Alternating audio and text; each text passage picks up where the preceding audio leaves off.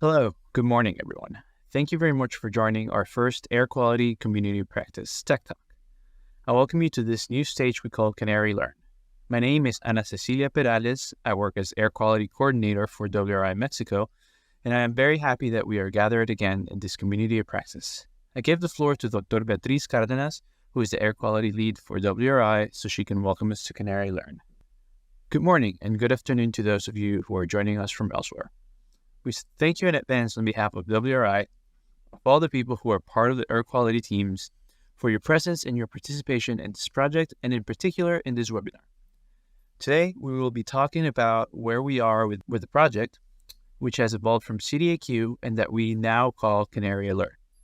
Its objective, as you know, is to identify what tools, what data exist, and have been developed by the scientific community, by technical groups, and that we know are out there and can be used by cities.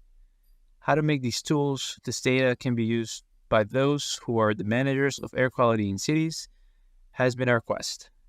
To be that link, to identify what capacities should be strengthened, and above all, also to give those who develop these tools or generate this data information on how they can be improved for better use. And that is what we are going to hear today. What you're going to see, we also invite you to visit our CanAIRy Learn website, where you will be able to see more details. The two tools that we have been focusing on in CanAIRy Learn is the air quality forecast that Dr. Christopher Keller is going to explain, and we are also going to hear from those who have used this model. And another tool that is under development, we call it Pollution Insights, which is the use of satellite products to identify emission sources and eventually know the air quality emissions. All these tools that we have been identifying have had the objective of having tools and data because for the final objective, we want clean air for all communities, for all societies, and we know that we are still far from the objective, but we are certain that there are many of us who are in search of solutions of implemented actions that will lead us to cleaner air. Thank you very much, Betty. And while I have now given the floor to Charan Surya Prakasam, who is Senior Specialist for the Data and Breathe Global Strategy on behalf of the Clean Air Fund. Go ahead, Charan. It's great to have so many people on the call. I think I've met several of you at different events, but just a reminder. My name is Charan. I'm a Clean Air Specialist with the Clean Air Fund. We are an organization that partners with WRI to work on this project. A general background of what the Clean Air Fund does. Some of you already know us. Obviously, we were founded on the recommendation that air is one of the most important aspects of the environment. We have funds and we have partnerships with organizations that work three pillars of work, which would be data advocacy, a public demand for action with different populations and cities around the world that also drive action. This is at the level of policy, cities, local governments. At this level, we also have some work to do. We do it by working with and supporting people who make policy on these kinds of projects. We give them access to data and considerations that might help them make these decisions. But we also have access with people who have funds, campaigns, people to support the cause more generally. And we also like to work with communities that are disproportionately affected in cities. Specifically, looking at the type of data work we do, we focus on 4 general areas. We directly monitor air pollution concentrations in cities. We look at emissions and sources. This project has also to do with what we mentioned earlier. How do we make it cheaper and easier to understand the sources of air pollution, make air quality data more accessible and decision-making across cities, and make it more available to city officials, but also to the public. And also leveraging this data to be able to build capacity on air quality management and data utilization in cities so that officials in cities can make decisions. The main thing I want to mention is, from our point of view, what would be the biggest successes through this partnership. It is not a very big list. There are many things that have happened. I can't mention everything in a few minutes, but just to mention the most important points. Obviously, we have the forecasting tool that is being corrected for bias. It is available in 5 cities. There should be a specific number, but it says an additional X number of cities around the world, which is fantastic. This forecast is also available on a public page and is being actively used across different cities for air management. Other speakers may mention more about this, but it would be an example of officials in cities and governments using this information to really have an impact on important decisions about environment, air quality in the cities. In addition to the tool as such, a success of this project has been the community activities, the practices, the capacity building work. For example, the personal workshops in Mexico City were this year, and a very strong participation that we have seen with the practices through the communities and officials, city officials, with events like this. And of course, to mention that we are testing the origin and source of the contamination in different cities, as Beatriz mentioned. We are looking forward to the next year and for the next phase of our activities. We are very excited. Hearing about the engagement that's going on with high-level officials and governments in cities around the world to try to integrate this tool into air management. Continuing to make such excellent progress that we've had through practice with webinars like this, and really building a profile in this way in different cities. We understand that we are working to try to develop a communication strategy and promote the tool to a wider audience and have them use this tool in cities. This also with the origin of this tool, developing this, evaluating the success, trying to drive and get the most benefit. Also considering how to make these tools sustainable beyond the longevity of a specific area, makes something that can stay there for a long time and we can use for a long time. I think that would be all for me, but again, it's awesome to see such good participation from all of you. Thank you very much, Sharon. Thank you very much for allowing us to continue sharing and learning from experts to achieve cleaner air. In this first session, we will present NASA's GEOS-CF Composite Forecast Modeling System, as well as a round of discussions with environmental authorities from Latin America and the African continent, who will share their experiences using these tools.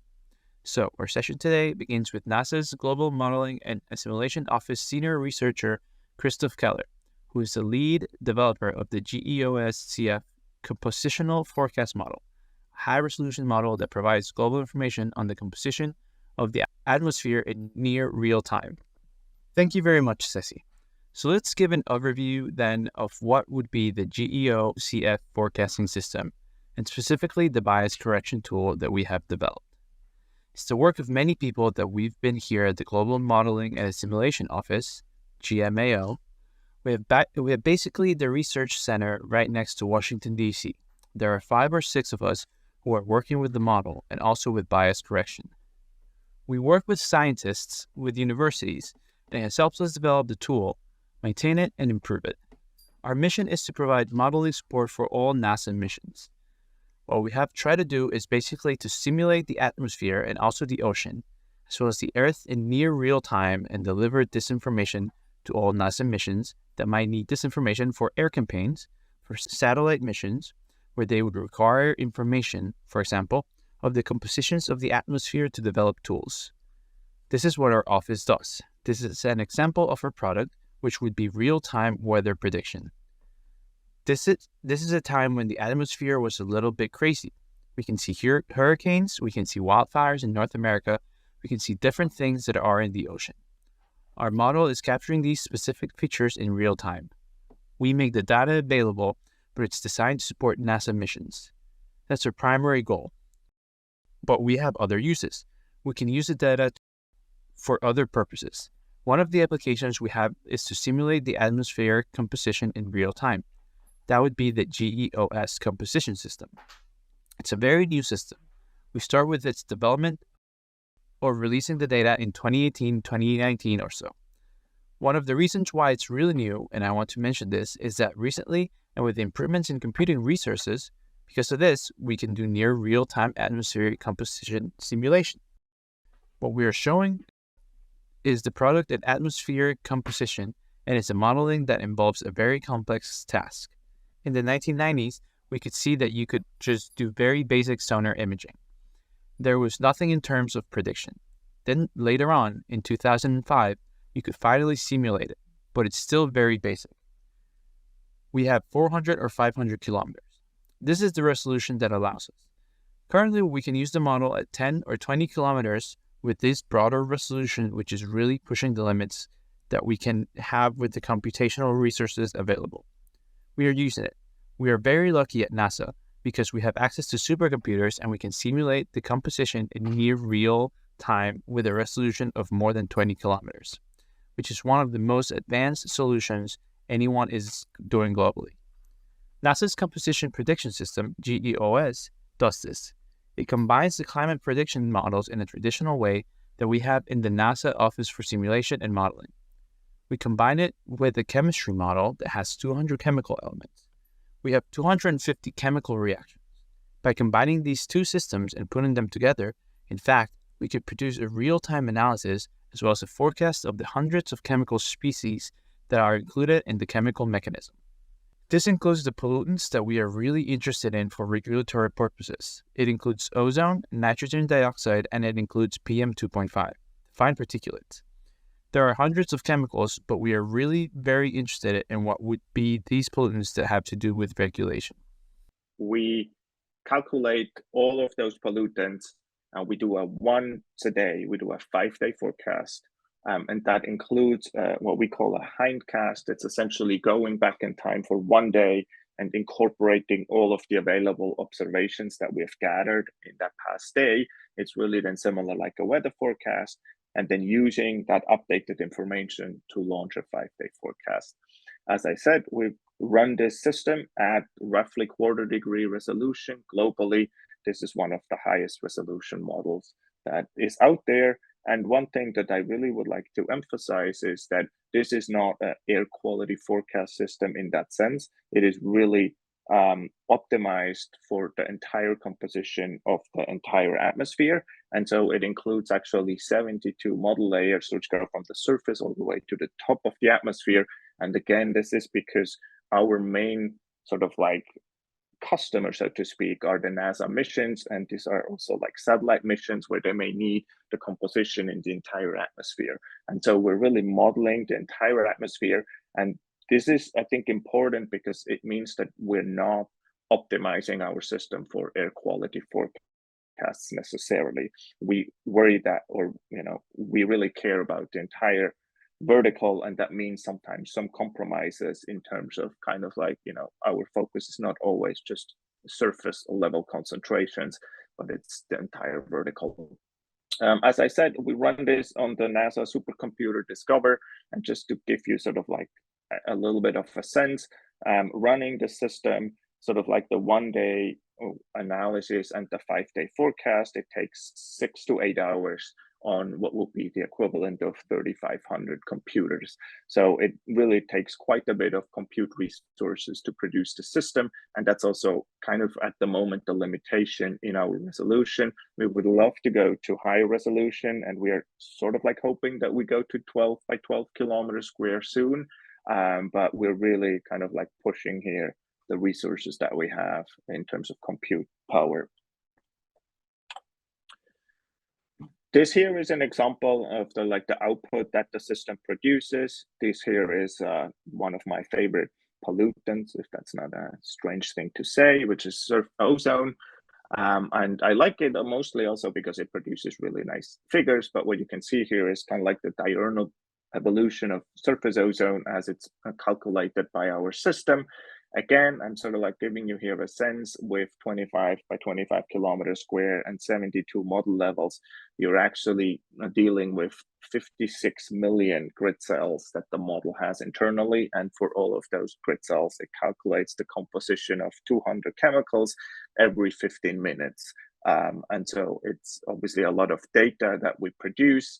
And then we are sort of like compressing it down a little bit and so on, but it's still like 1 terabyte of data that we produce per day, and it accumulates essentially every day. We add 1 terabyte of data of that resource, and it's very valuable. So we have a lot of universities and other end users who kind of like access the data and look into it and do research, but then also of course the NASA missions who use the data to make decisions on where they want to fly some airborne campaigns, or then also to use it for their satellite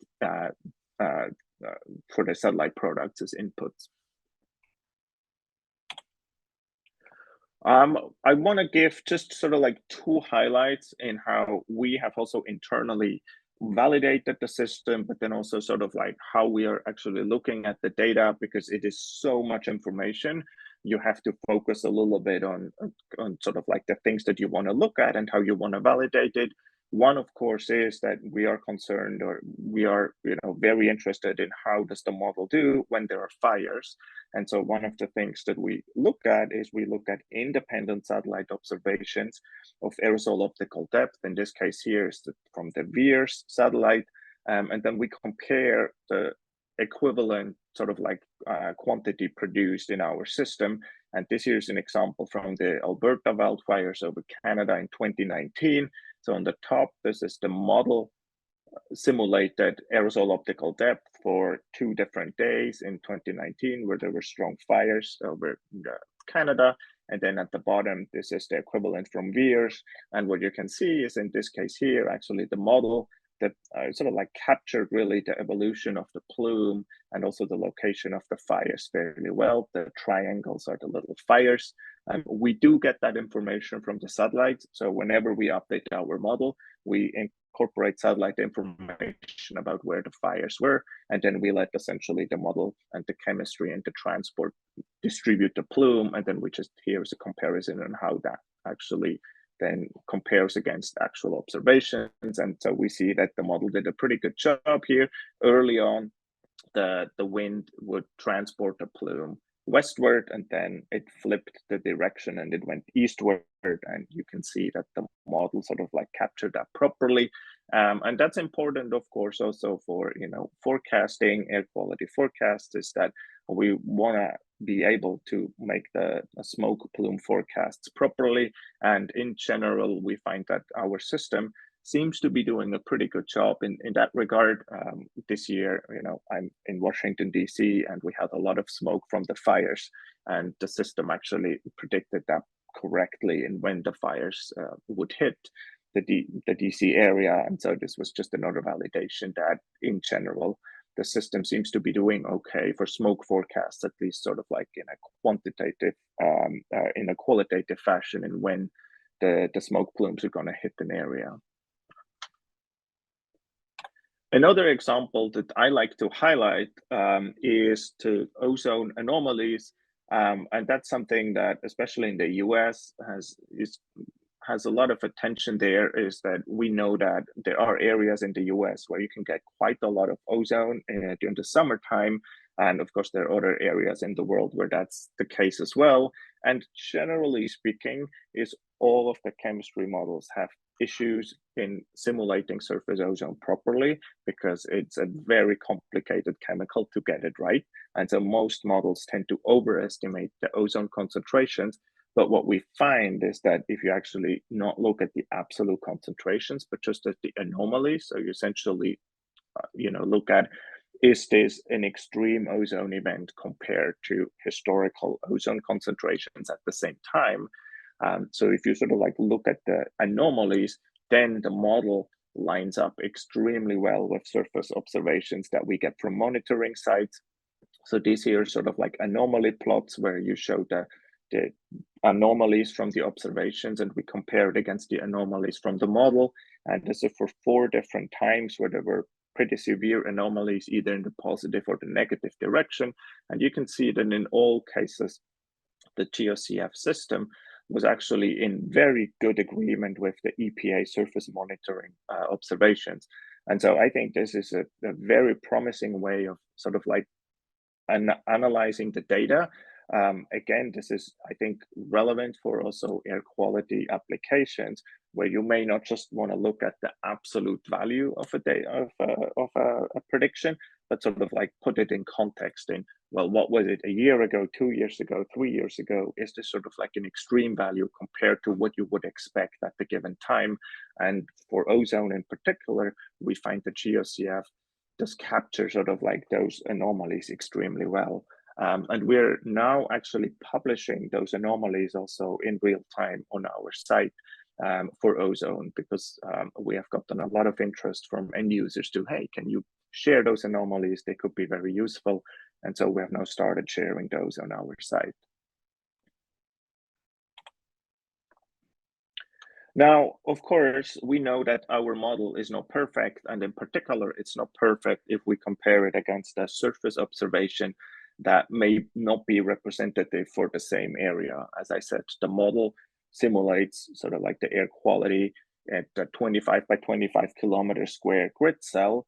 And, if you think about even a city, the urban footprint may be smaller than that, and a monitoring site, if it's next to a roadside or something like that, may measure something that is just quite different.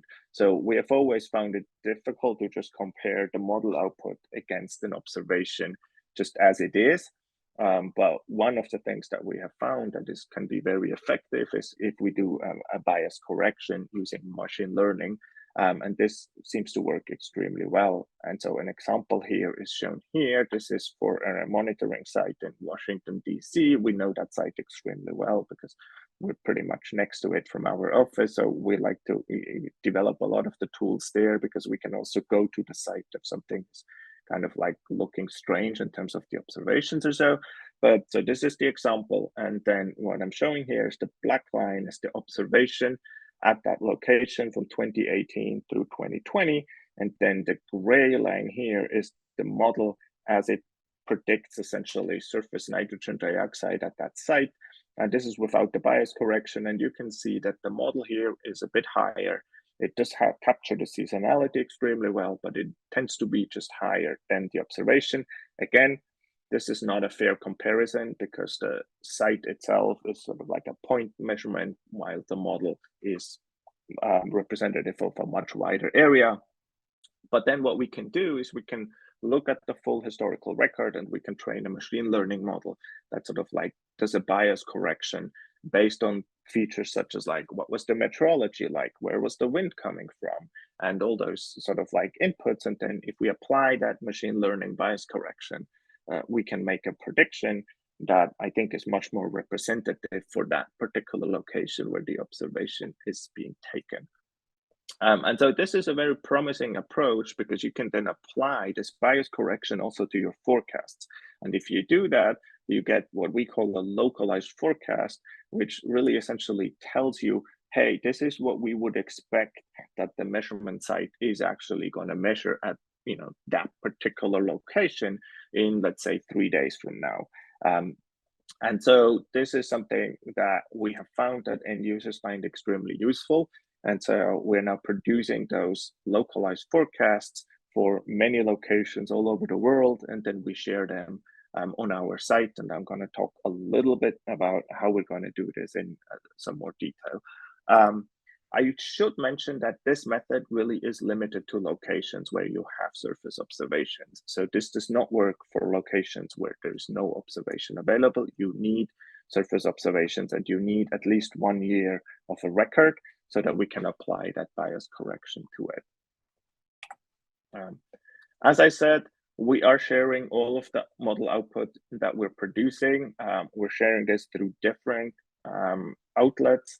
Not all of the data is available everywhere, but we have also started to work a lot with Amazon Web Services and Google Earth Engine. And so some of the data sets are available there too. And then some are available on our site. Either you could just download the data or you can look at maps, including forecast maps.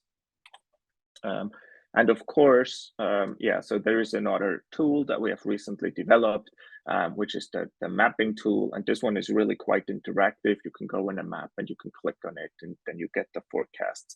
Those are all just the raw model output without the localized forecast though.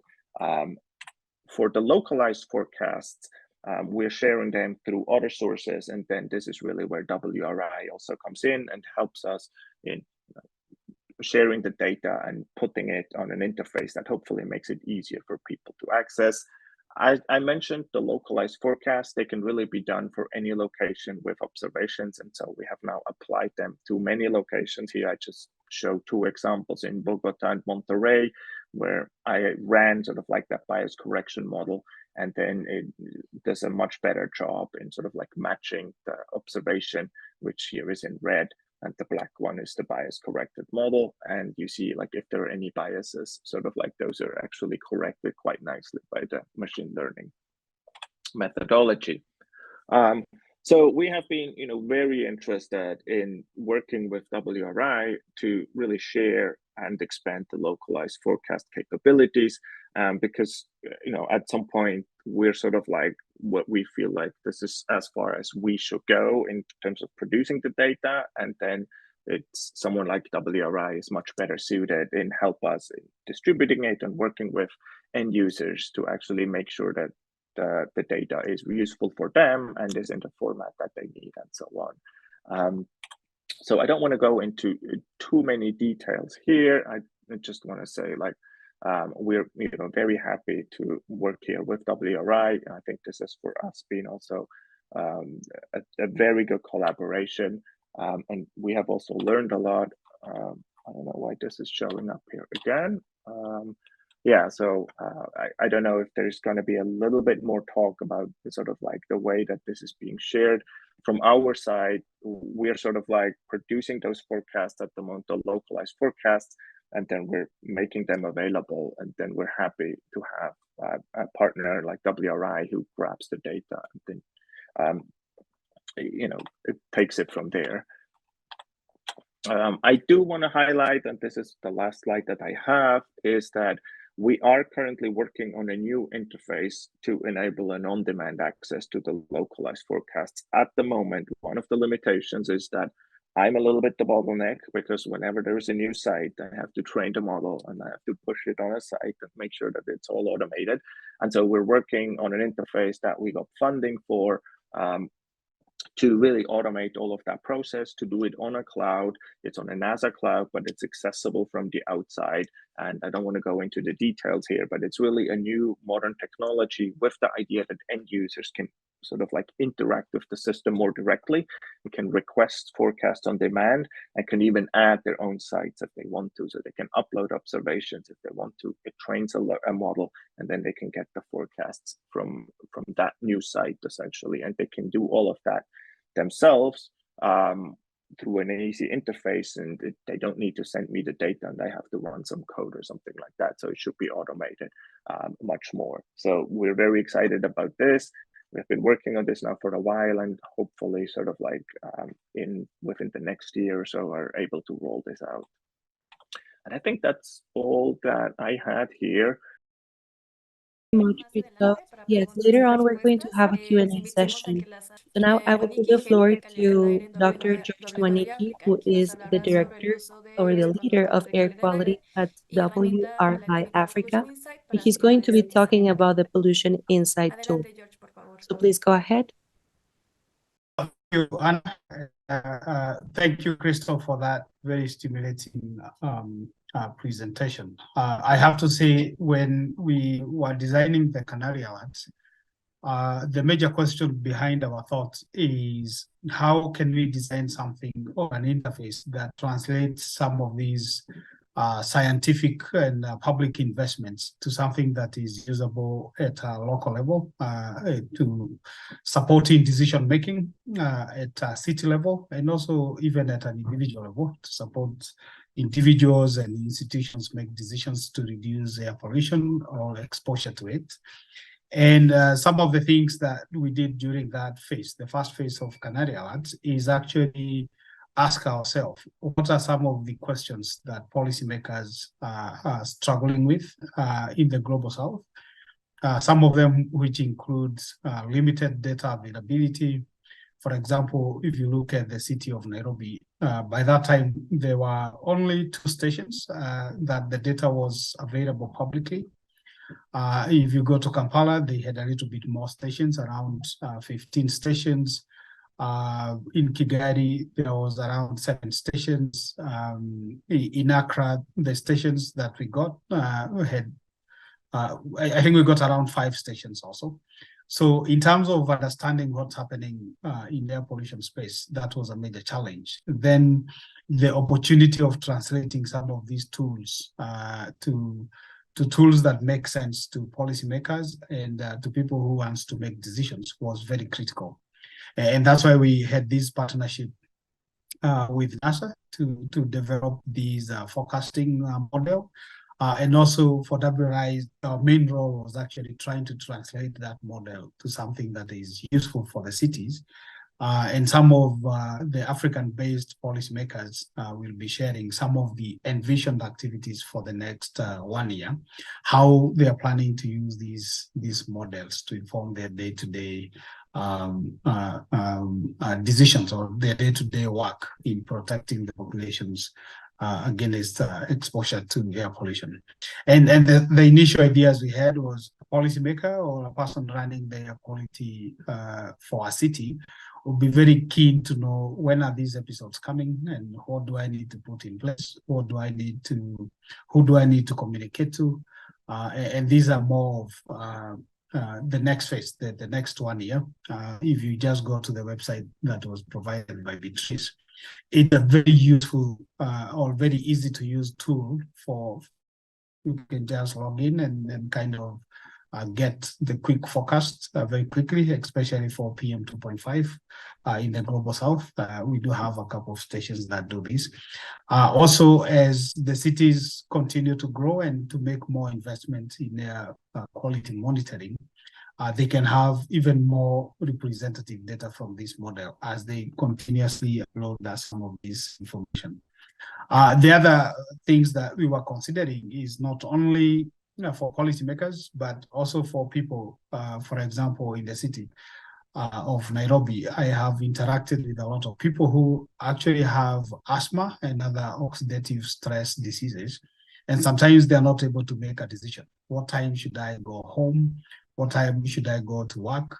Which are the periods with low pollution levels? And some of them do find themselves in some interesting situations.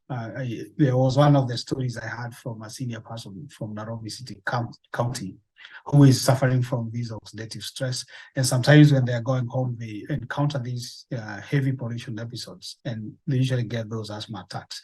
So can this model be able also to inform such individuals on their decisions on when to go to work, when to go to the city, when they can go to areas that they think are highly polluted. So we were thinking of the model use both at the policy level and also at an individual level. And for the few months that it has been online, some of them have tried these out. And some of they are quite happy with how it's able to inform them to make decisions. The other model, if you could go to the next slide, is the pollution insight tool.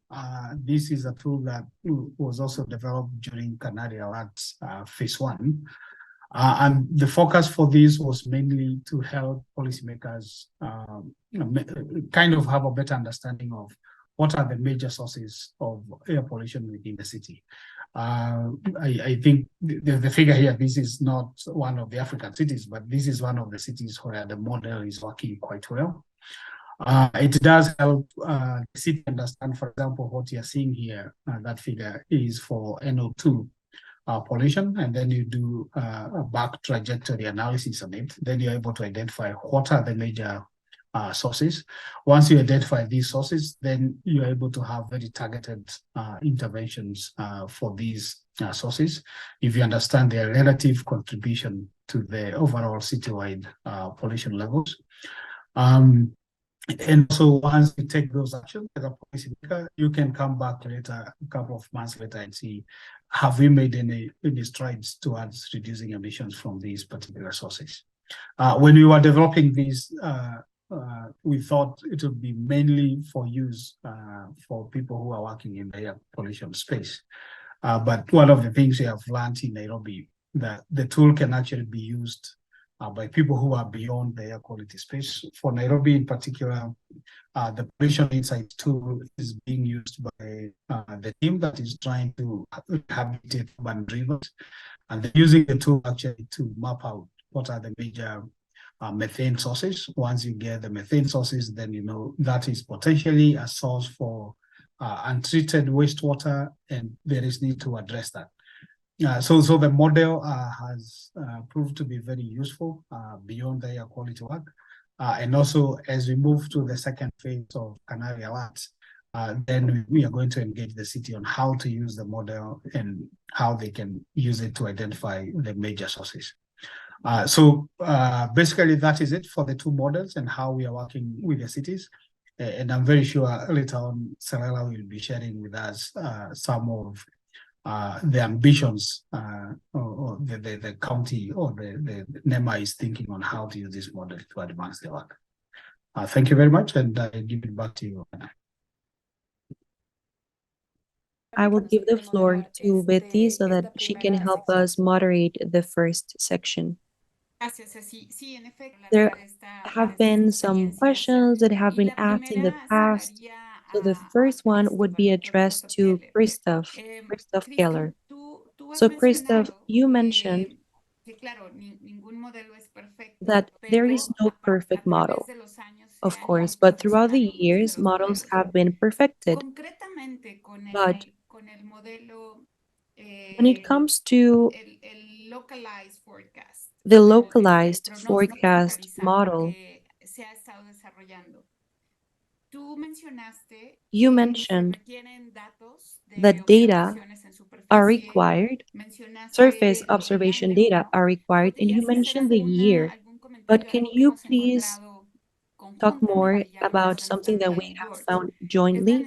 Because George said that we have the need to have high quality data, right? We need to have accurate data, but not only high quality data, but we also need to have representative stations because not all sites are suitable for the adjustment. So can you please elaborate more on this? Can you please tell us more about where should we be headed? Where should we be placing the stations to adjust the model? Yeah, I mean that's a great question. It's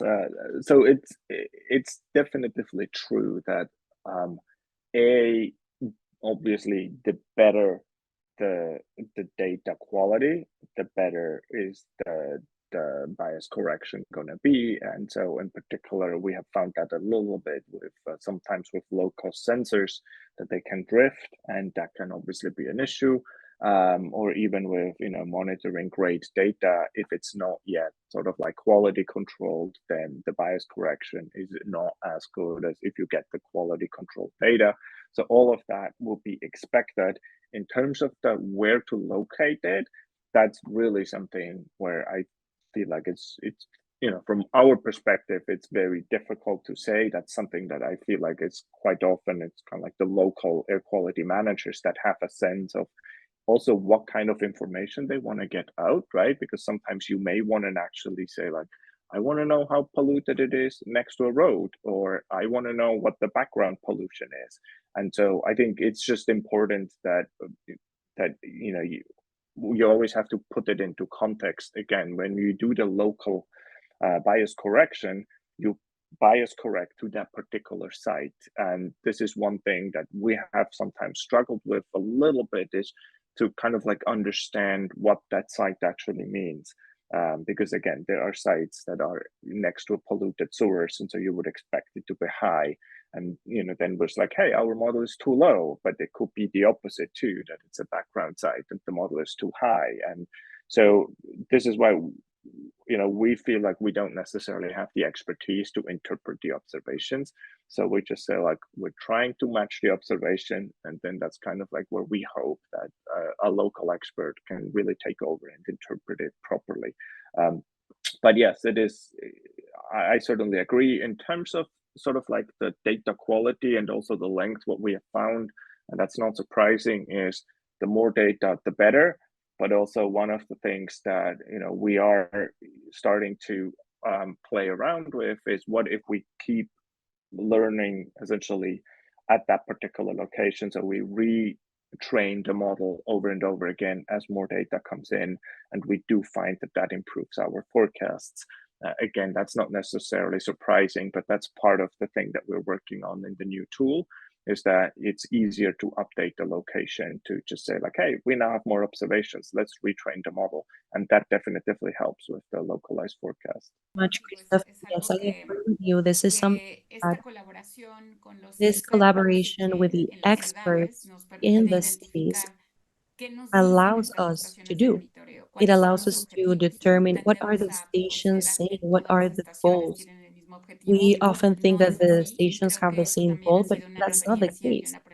And this has been a great blessing for us at WRI to be able to understand more about the monitoring stations and even selecting the monitoring stations that may be more suitable for the adjustment, for the correction.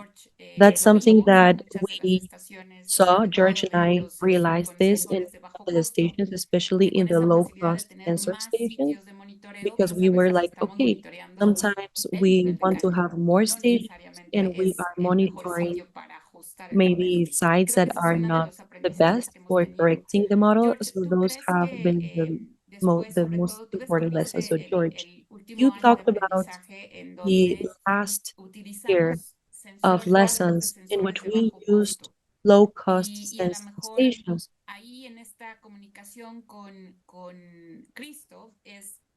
And maybe what Christoph is also saying is that, yes, low-cost stations give very important information, but maybe we need to add a different layer, meaning that not all sensors can give us information to adjust a model.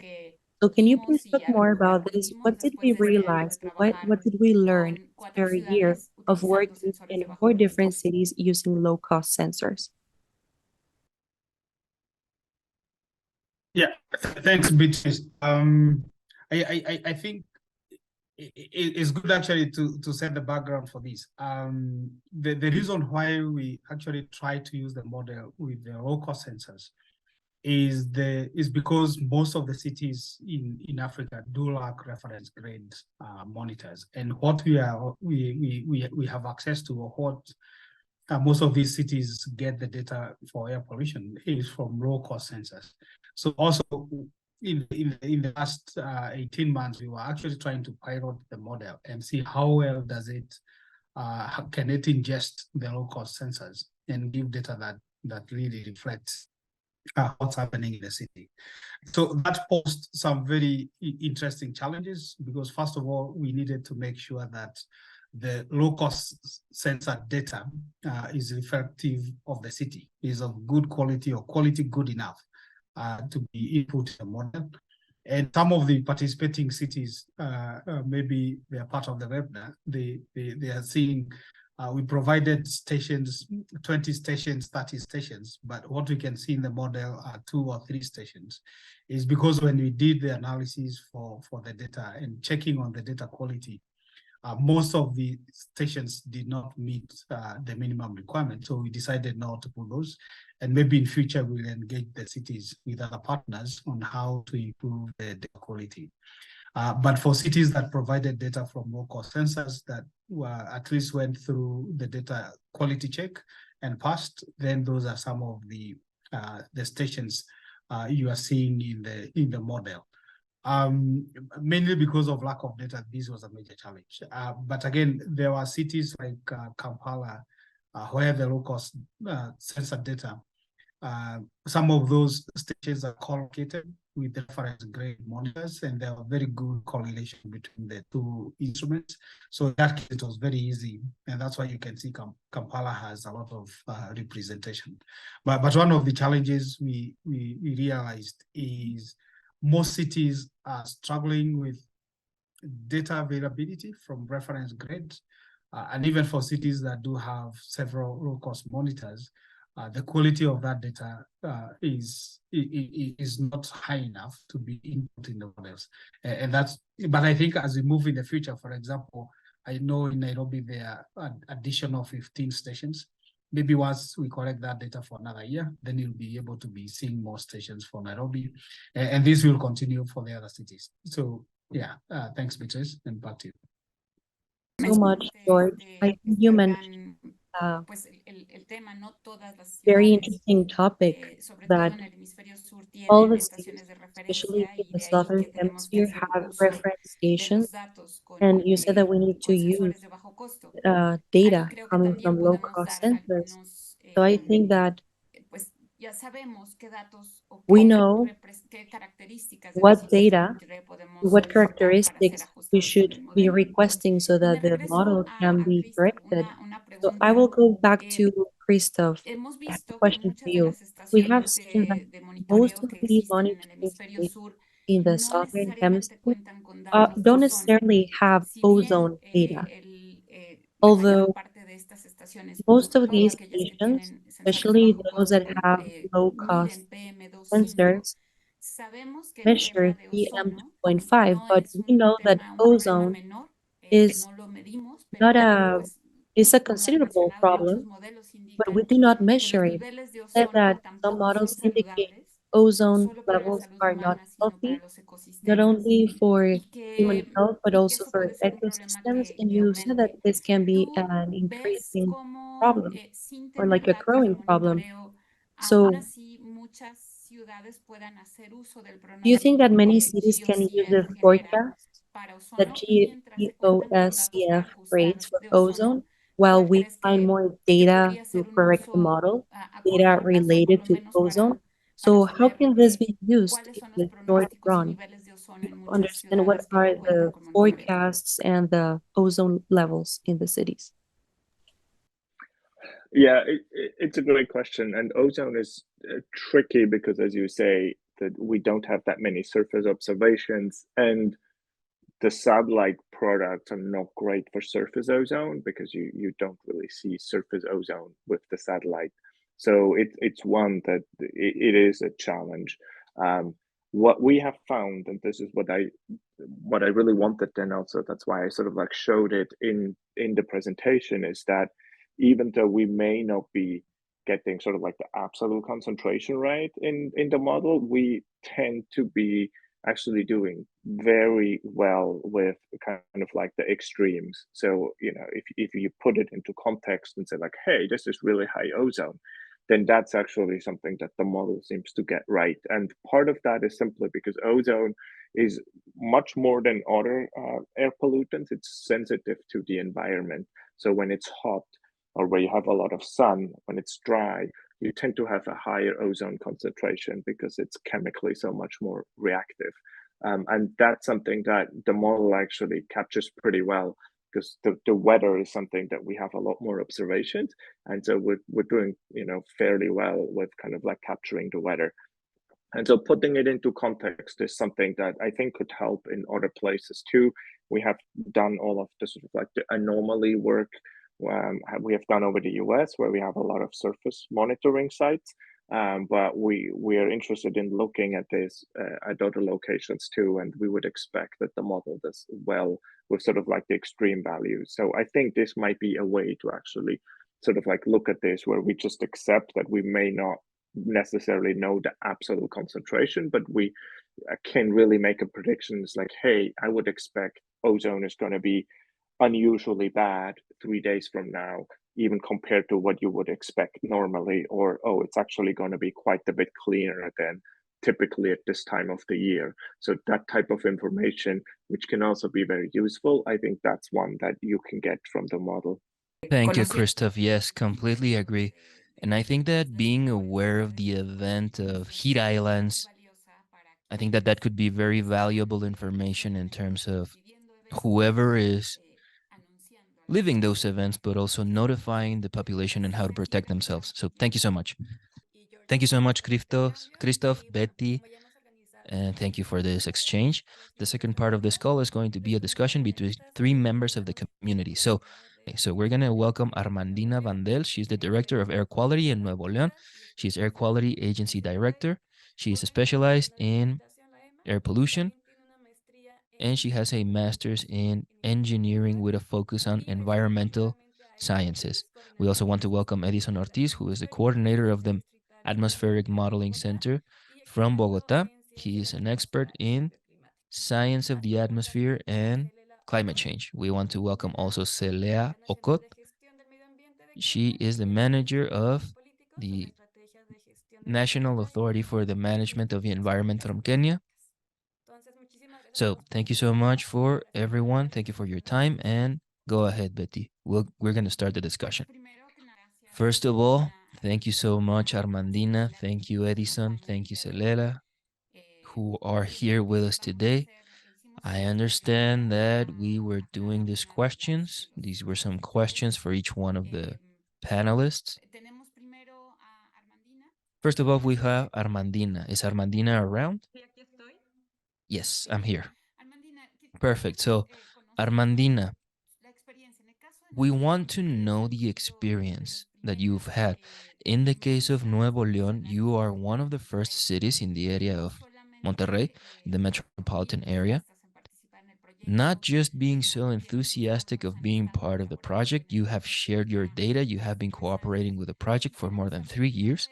We want to know, first of all, why is it that in the area of Monterrey, in the metropolitan area, why is this kind of tool so important, and how has the evolution of this tool been for you?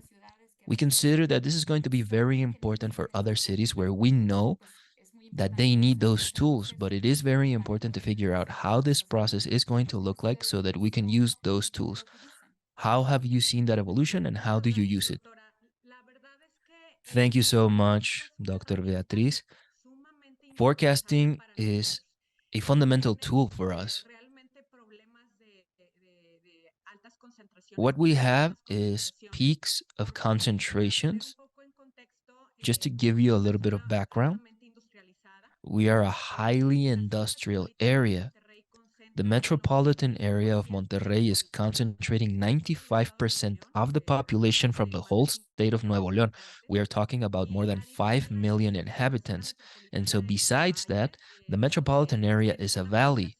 So we have an accumulation of pollutants, and we have negative meteorological situations in winter. So it is very necessary to continuously communicate the air quality data for the population. But it's not just whatever is happening in the moment. We need to predict what is going to happen. So we already made attempts to have some kind of forecast tools with very limited resources, basically with no resources. So when the WIR comes in with this proposal for the project that was being developed alongside NASA, the fact is that it was a great opportunity for the state so that we could have a platform that was robust, a platform that was consolidated in terms of the building of a forecast. We have learned a lot. We continue to learn.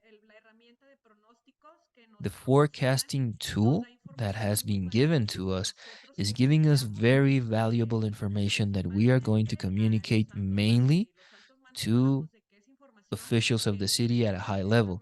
So these are people that are this is information that is being directly reviewed by the governor. And so this is helping him to make decisions in an anticipated way. With the information that is also being distributed in work groups, this is happening in business chambers, and this is also being given to the heads of municipalities. With this, we can make decisions. And if it doesn't really allow us to avoid alert levels, what it is allowing us to do is avoid those concentration levels. So whenever we get to those alerts, we can avoid the peaks. We can revert at least what is related to the anthropogenic factor. So this has helped us to avoid the peaks and avoid making those peaks exaggerated, and that is helping us to protect the health of the population. As I was mentioning, it is not possible to avoid an alert. We do avoid getting to a contingency level. For instance, there are times when, based on the forecast, we expect that this concentration or these levels are going to be much higher. And in a certain way, we can control and we can avoid for these things to happen. We have also avoided some alerts. We avoided some alerts because we are giving this information to the industrial group, to municipalities, and then we can take these measures beforehand. So this is a tool that is helping us to act per area.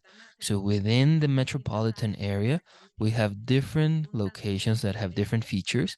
Those features are slightly different from each other, and it is allowing us to act in a very specific way, or at least in a more detailed way in one of the areas. And we also have citizen groups that are very active and they are demanding from us having more information so that we are prepared and avoid risking their health. So this has allowed us to take preventive actions with the population and avoid those kinds of risks. Thank you so much, Armandina. It's so valuable that you have shared your experience. And so this is the goal of much of the data and a lot of the tools. We want them to be used for the decision-making process, as you were mentioning, and also to communicate to the population and protect their health. Thank you so much. Now we are going to move on and listen to Edison. Edison, whenever we started this collaboration, we knew that you already had a forecast for air quality and that you had developed a forecasting system. However, you considered interesting to integrate the GEOS-CF forecast into your tools. Could you briefly mention what has been your experience? And also, if you could share with other cities, how is it that Bogota is using this tool? And maybe try to figure out what has been your experience in terms of this communication with the population. How do we create that trust? And not just trust, but how do we make people aware of this tool, get them used to using this tool and protecting their health? Thank you so much, Beatriz. Thank you so much to the WIR for this invitation. What I could say, I'm going to give you a little bit of history in terms of the forecast that we have in the Secretary of the Environment in Bogota. We started approximately 10 years ago. We have been working on the forecasting, installing the models, and so on and so forth. What I could say is that we were missing a very important part, which was that Bogota is being influenced by external conditions that are so important, and that has an impact on air quality during certain times in the year. Those details, as such, have made the creation of air quality alerts in the city, talking specifically of biomasses in the north of Colombia. So we have certain elements that are coming into the city of Bogota, and that causes different levels of concentration. With the WIR project,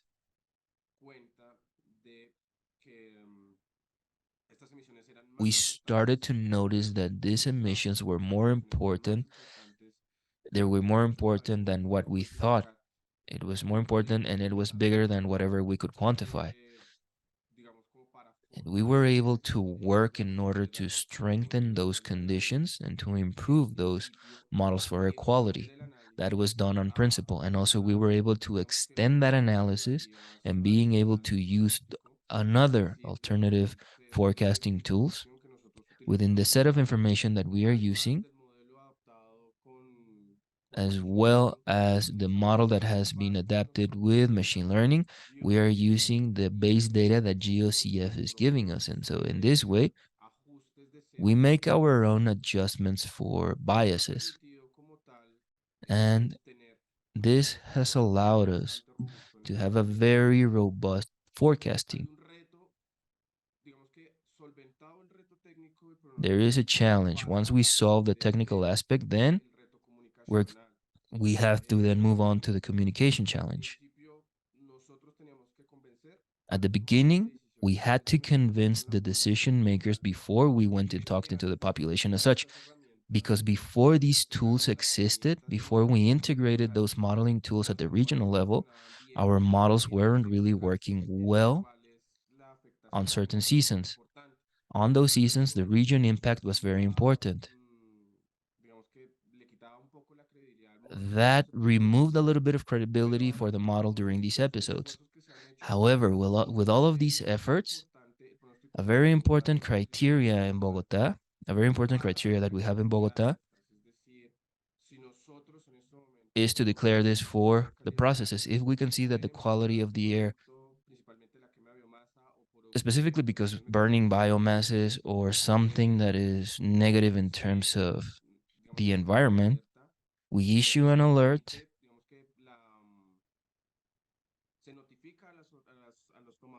we give a notification of to the decision makers, and so they are going to declare exceptional air quality statuses. We are going to be even more rigorous. In the declaration for the new resolutions of air quality alerts, we are going to specify that as long as the model is properly calibrated, then we can declare an alert before it happens. So right now, we are just waiting for the confirmation of the forecasting with the observations. But now it's going to become an extremely important criteria for declaring alerts. Finally, we have a page for communicating those kinds of informations to the population, and it already has the integration to the local and regional models. We already have a direct communication. We already analyzed all of the information. We do that, and so we give that to people. We do it in such a way that they can do it through the Air Quality Index in Bogota. It's an index that is very similar to the United States. It comes from there, but it has been adapted to Bogota. That is how people understand those forecastings. We have a page after processing the data. This allows us to get closer to the citizenship. So with this tool and other communication tools, such as applications, the app that is called Calidad del Aire en Bogotá, Air Quality in Bogotá, they already have that technical activities that has been developed during the last couple of years. Thank you so much for commenting this. We don't just have the technical issues. We don't just have those technical challenges to use those models and the way that you are doing to integrate it, but we also have the challenge of communication. So congratulations, you are already integrating that forecasting so that you can prevent. So you can prevent these issues, complications, and even exposure. Thank you so much. We are going to continue and listen from Celela. Celela, thank you so much for being here.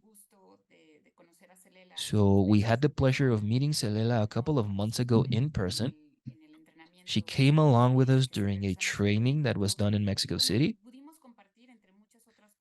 Amongst many things, we were able to share that big challenge that exists, as George was mentioning, for cities that don't just have the monitoring, but that require the utilization of these tools.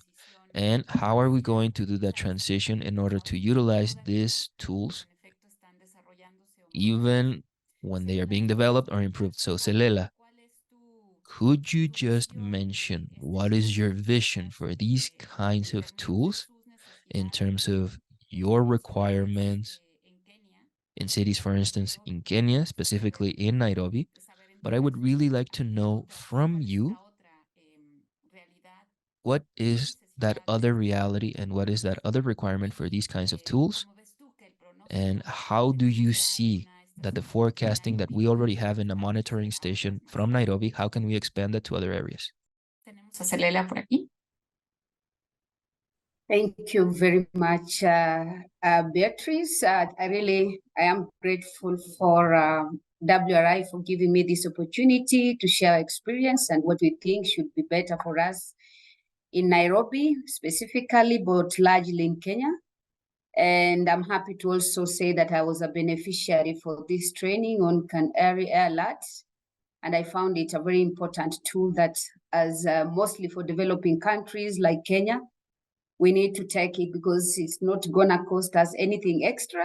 Unlike what we look forward to having one day, the air quality monitoring stations that will be our reference grade monitors that we look forward to. So I just want to first of all acknowledge that I see this as a very important tool that we should actually move towards its integrating it, because it gives us a chance to anticipate air quality data in the next few days, 3 to 4 or up to 5. And this then actually would be instrumental in communicating to the public what ideally needs to be done, especially where we have cases of people with medical conditions like asthmatic people. It would be a very important tool for them to avoid that level of exposure. The other thing, I think it gives us a platform to put in place emission reductions mechanism And I think I also want to acknowledge the ongoing work with WRI Africa in emissions inventory, because I see this is a very good opportunity that when we start using this tool in the city, then it can influence how we make decisions to reduce emissions from various sources. The other thing I also want to acknowledge that it will bring on board a very good platform, so long as we have that page that connects the public to this data, it will be a very good alert to the citizens to allow them make the right decisions. And I think what I know is that once we code the data and say that red means this, blue means this, and or yellow and green, then the citizen can easily understand. Because the other interesting bit is to make it in a way that every citizen, whether you are an engineer in air quality or scientist, non-scientist, you should be able then to understand what we are saying here. And then another thing is that it gives us an opportunity to understand the various episodes, like trying to understand which seasons do we experience challenges in terms of air quality. When do we have the worst records of air quality? When do you have better records? And I think this will go a long way in informing policy. So Beatrice, I just want to say this is a tool we look forward to bringing on board in Kenya, most probably start with Nairobi, because we are already doing a lot of things with WRI Africa in putting not only the communication, why it is important to know the air quality, but also to get that political support, that when we are to use this kind of new tools that probably are not common to African countries, then we don't get a political backlash, but instead get the political support.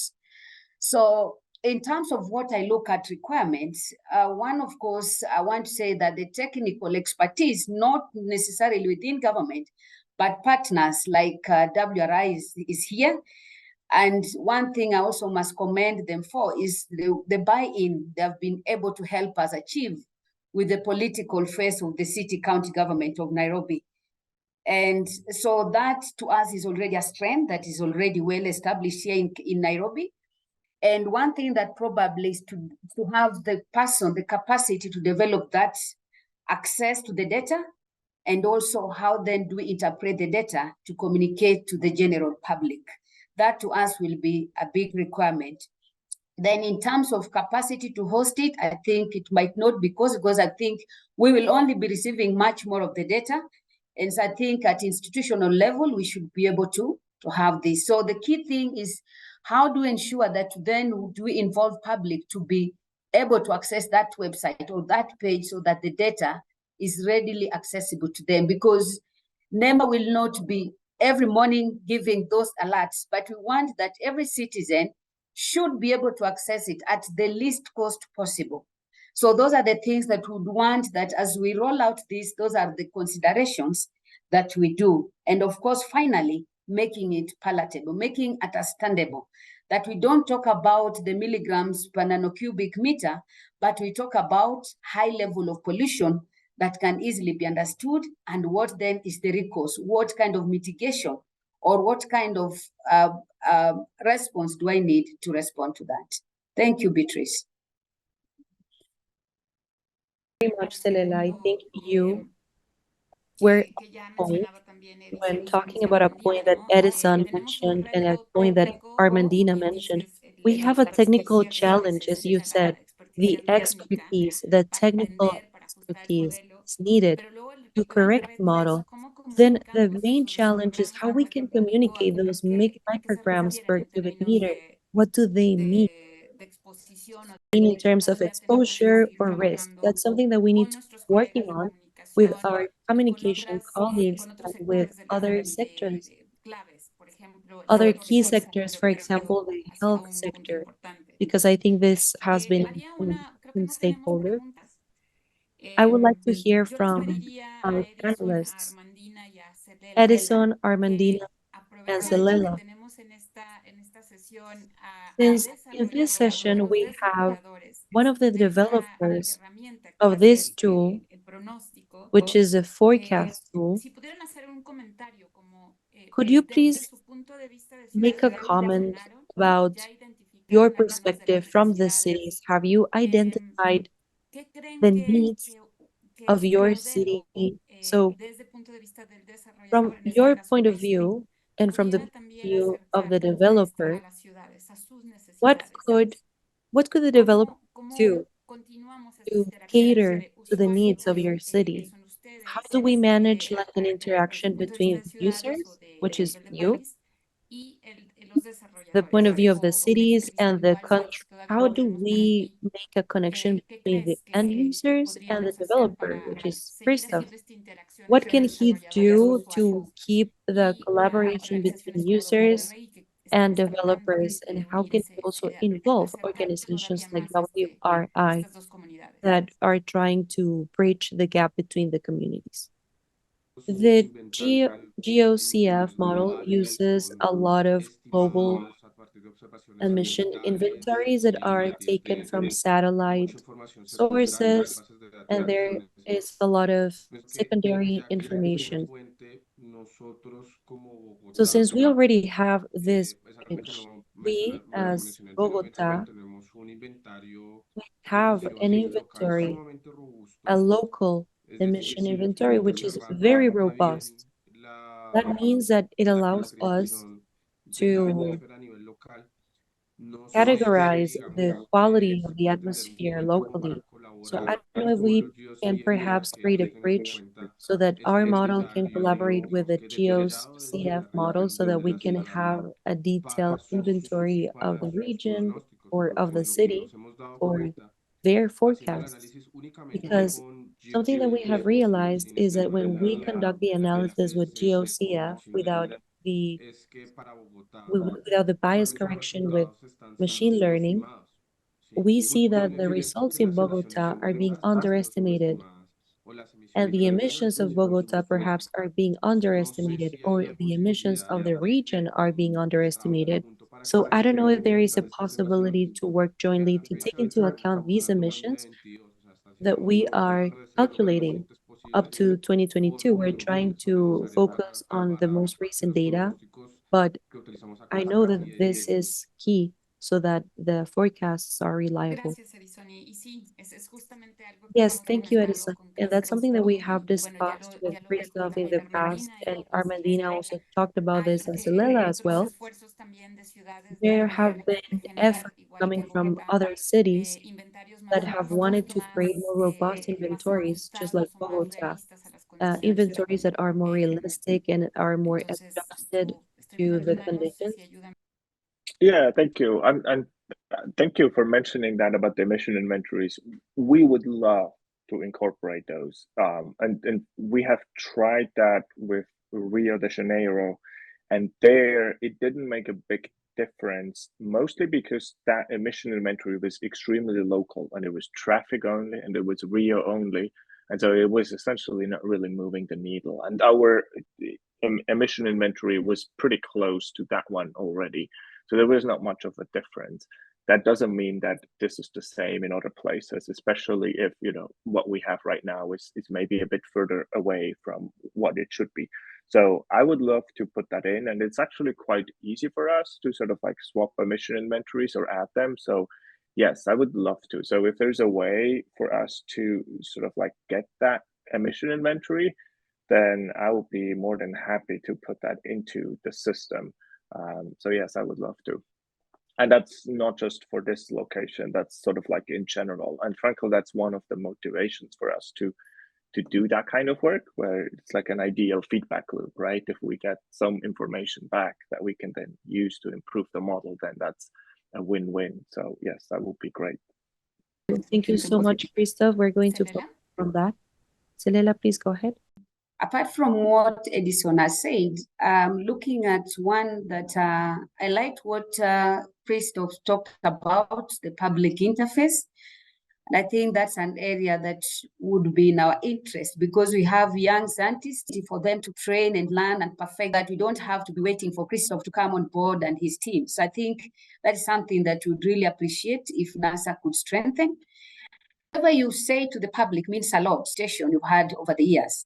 So as we had said earlier, communication still represents a challenge. I'm just wondering, how would you want to make every person that accesses your website to understand what the scientific data you present. So that to me would be an interest. So if you have a tourist coming to African states that probably might not have so much localized information on air quality, but then access to data from NASA is possible. How do you inform this person self? I mean, I'm looking at the current situation in Kenya, where it's a season for tourists coming into Kenya, especially the coastal part of Kenya, and there's flooding because of El Nino. And I just realized that the way we are communicating, our early warning seems not to have been effective. So the other day, tourists were stuck in hotels because of flooding. So probably I would look at this as an opportunity for NASA to strengthen access to public. Thank you. I think that we have a final comment from Armandina. I think that we have a final comment from Armandina. Muchas gracias. Coincido con mis compañeros, con Celela, con I agree with the people who are here, with Celela, with everyone else, underestimating communication, and the challenge of communication is very important. What use is data if we cannot communicate it to population so that we can take measures? This is a challenge, and we continue to require more support on this way. So I think that we're thankful that the tool has continued to evolve so that we can have this easier way of communicating information. All of the information is being communicated through our own webpage. And so this has been useful to take it to the population.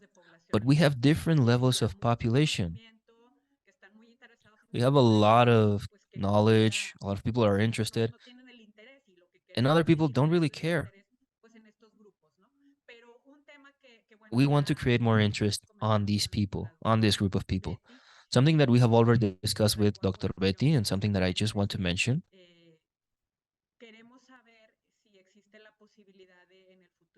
We want to know if there is a possibility of taking into account the forecast for PM10 particles.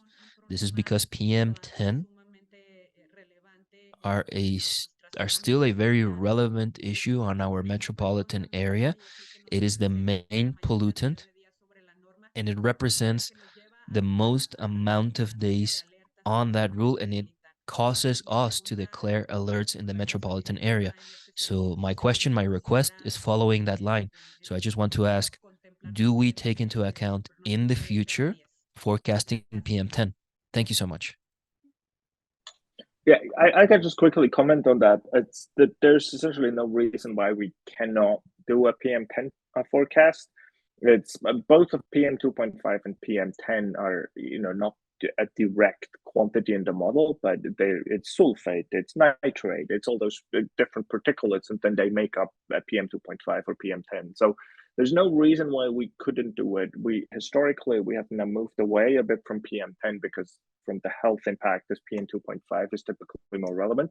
But I definitively hear you that PM10 is still quite often sort of like the regulatory standard.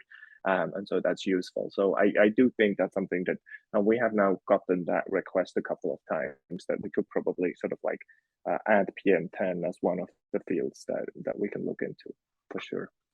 So much, Christoph. Yes, that is a constant request from many cities. So thank you so much. Thank you for exchanging your experiences. Thank you to everyone, and have a great day. Thank you for your time.